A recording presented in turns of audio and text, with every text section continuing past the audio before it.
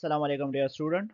Class 9th mathematics unit number 12 theorem number 12.1.4 के साथ मैं हाजिर हूँ।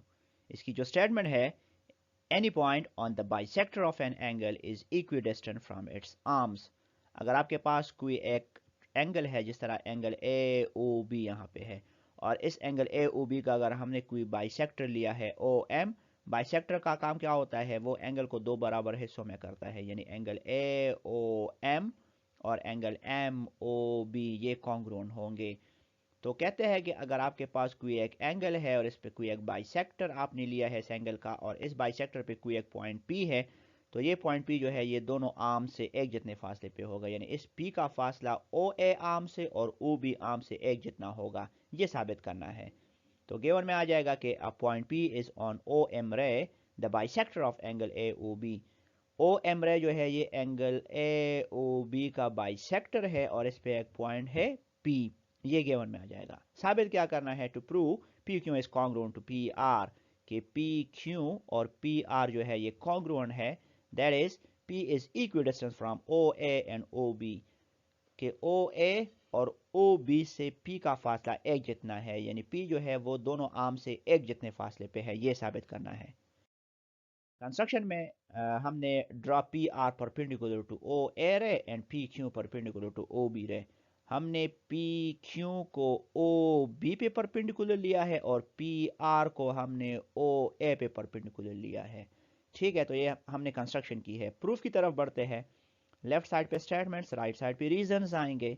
हमारे पास यहाँ पे दो ट्राइंगल्स बन रहे हैं, एक ट्राइंगल है पी ओ क्यू और एक है पी ओ आर। तो इन दोनों ट्राइंगल्स की करस्पॉन्डेंस लेते हैं। Triangle P O Q corresponding to triangle P O R, O P is congruent to O P. यहाँ पे ओ पी जो है वो इन दोनों ट्राइंगल्स में कॉमन है, so O P is congruent to O P. Common यहाँ पे आप लिख दें क्योंकि ये दोनों ट्राइंगल में कॉमन साइड है।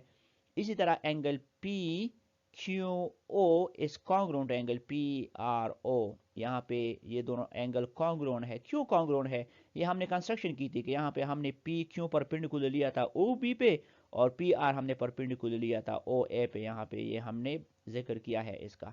तो चूंकि ये परपेंडिकुलर है ओ बी साइड पे और पी आर जो है ये परपेंडिकुलर है ओ ए साइड पे, मीन्स टू से कि यहाँ पे जो क्यू पे एंगल बनेगा that is P Q O, ये भी 90 होगा और पी आर ओ एंगल जो है ये भी 90 होगा। तो ये दोनों एंगल आपस में कॉन्ग्रुएंट है, ये हमने कंस्ट्रक्शन की है। या आप ये भी लिख सकते हैं कि each one is equal to 90 degree or right angles.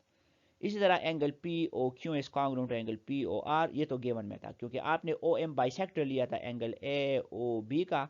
तो इसके बाद क्या होगा कि एंगल पी ओ क्यू और एंगल पी ओ आर ये दो एंगल कॉन्ग्रुएंट होंगे क्योंकि ये ओ एम जो है ये इस एंगल ओ ए बी का बाइसेक्टर है। तो ये दोनों एंगल कॉन्ग्रुएंट है, गिवन है ये। इसी तरह ये दोनों ट्राइंगल कॉन्ग्रुएंट साबित हो चुके हैं, that is triangle P O Q is congruent to triangle P O R on the basis of side angle postulate, that is side angle is congruent to side angle। ये postulate already हमारे पास है, तो इस postulate के base पे ये दोनों triangle congruent है। तो जब दो ट्राइंगल्स आपके पास congruent होंगे तो उनके corresponding sides corresponding angles congruent होंगे। in particular P Q side और पी आर साइड जो है ये congruent होंगे, hence P Q is congruent to P R. और चूंकि साइड्स है करस्पॉन्डिंग ट्राइंगल्स के कॉन्ग्रुएंट, तो corresponding sides of congruent triangles यहाँ पे आप लिखेंगे। इसके साथ ये थ्योरम कंप्लीट होता है। अगले थ्योरम में फिर मिलेंगे, तब तक मुझे दीजिए इजाज़त। अल्लाह हाफिज़।